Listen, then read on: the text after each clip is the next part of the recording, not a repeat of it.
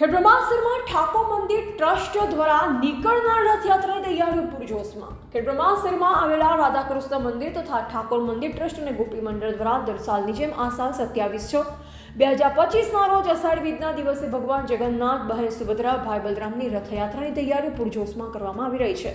ઠાકોર મંદિર ટ્રસ્ટ દ્વારા ભગવાનના રથનું સમારકામ અને શણગારવાની તૈયારીઓ કઈ રીતે કરવી તેની ચર્ચા કરવામાં આવી।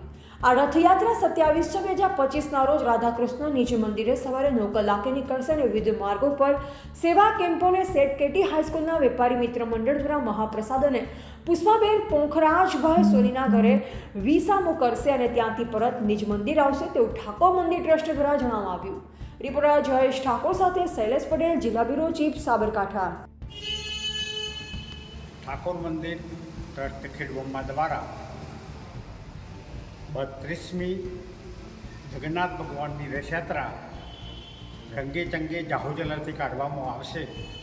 રથયાત્રા 27મી જૂન અને શુક્રવારના રોજ સવારે 9 વાગે અંજનાબેન જોશી રથનું પ્રસ્થાન કરાવશે અને નિર્ધારિત રૂટ ઉપર ફરી કેટી હાઈસ્કૂલ, મિત્ર મંડળ અને પુષ્પાબેન પોખરાજભાઈ સોનીના નિવાસસ્થાને ભગવાન વિસામો કરશે। તેઓ આરતી, પૂજા અને મહાપ્રસાદનું આયોજન છે। ત્યાર પછી રથયાત્રા નિજ મંદિરમાં પૂર્ણ થશે।